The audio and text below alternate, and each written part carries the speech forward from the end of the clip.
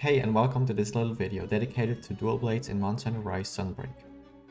First of all, I guess spoiler warning, this is an endgame set and it uses some of the endgame parts, so I warned you. Alright, I'm going to try and keep it short, but I would still like to explain the process on how I made this set for those who are interested and would like to make their own sets, especially because not everyone plays dual blades and I'm pretty sure you can adjust this set to fit your main weapon. For those who don't care about any of that and are just here to see the set, here is the ice version of it, and this is the charm used in all the variations for each element. Good luck on the hunts! Alright, moving on, since I would really like to explain why the set is so good and can be used for every element while not having to change much about it. For dual blades, you usually want to max out your elemental attack and if possible get crit element as well. Then you want to have at least one stamina skill at around level 3, so either Marathon Runner like on the set I showed, Stamina Surge or Constitution. Having either one of those skills at level 3 works pretty well. And the third thing would be something to help you keep your blades sharp, though I feel like in Sunbreak you don't necessarily need that anymore because of Ironshine Silk. If you don't use Ironshine Silk for some reason, you should get either Razor Shard for weapons with a decent amount of purple, and Protective Polish if you only have a tiny bit of purple. For Switch Axe as an example, you would prioritize different skills since Switch Axe doesn't require stamina management, but you need other skills instead like Rapid Morph.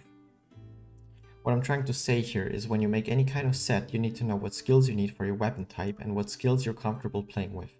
What weapon specifically you'd like to make a set with, since the decoration slots on the weapon matter a lot, and you need to know what charms you have available, of course. And when you figured all of that out, you simply visit the set builder page I linked down below, which I also made a separate video for explaining how this page works, and then you can put in the skills you need and see what results it gives you. It tells you exactly what armor pieces you need to wear and where the decorations go. And the result here is exactly the set I showed you earlier. Now onto the different elements and customization of this set. The reason why the set can easily be used for all the elements is that the 5 levels of elemental attack all come from decorations. Except for dragon attacks, since the chest piece comes with 1 level already, which is a neat bonus for the dragon version of the set.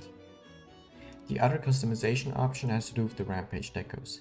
Basically, when you have a level 3 Rampage decoration slot, it allows you to use either Element Exploit or the Kushala de Aura Soul for 15% extra affinity. If the weapon of your choice, and that's gonna be most of them, doesn't have that slot, you're gonna have to use something else, but it's honestly no big deal.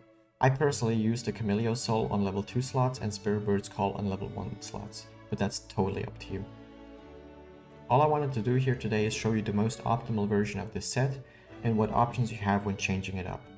And for the end, I'd like to look into some dual blades and explain why I'd use some over others and what viable options you have available.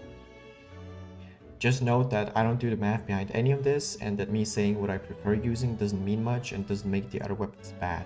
This is all based on experience and weapon designs also matter a little bit to me. For fire, as I said, I'd use the Rathalos dual blades, but you can go for Magmadron or Acnosum as well. They all have a level 3 Rampage deco slot and have similar stats.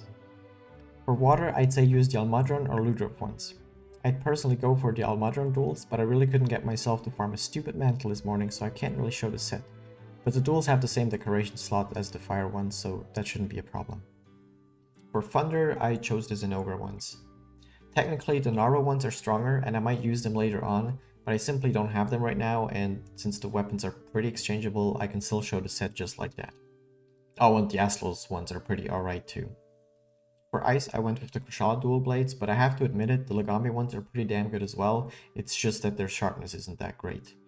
The Aurora Conf duels are also a fine option, but they are missing that neat level 3 Rampage deco slot. Oh, and the Lunagarno ones are absolutely disappointing, and I'm sad to see such a great weapon design go to waste like that. I would not use them unless you're doing fashion hunting. Anyways, moving on to the dragon element, here I went for the Valstrax duels, but I do have a set of the Shigar ones since they're both very good, but the much lower raw and the fact that they have 35% natural affinity just didn't quite work for my set. So if you would really like to use them anyways, here's a set made by Canted that I adjusted because I didn't have the same charm.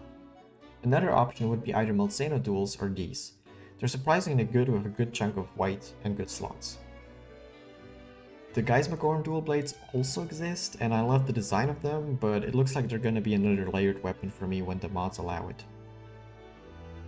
With all of that info, I'm sure you can make something work, and I hope that this video is somewhat useful to you. no matter if you've been playing dual blades for a while or want to get started with them. I can highly recommend it, by the way. Dual blades have never been this fun. Alright, leave a like, maybe subscribe. I'll see you in the next video. Bye!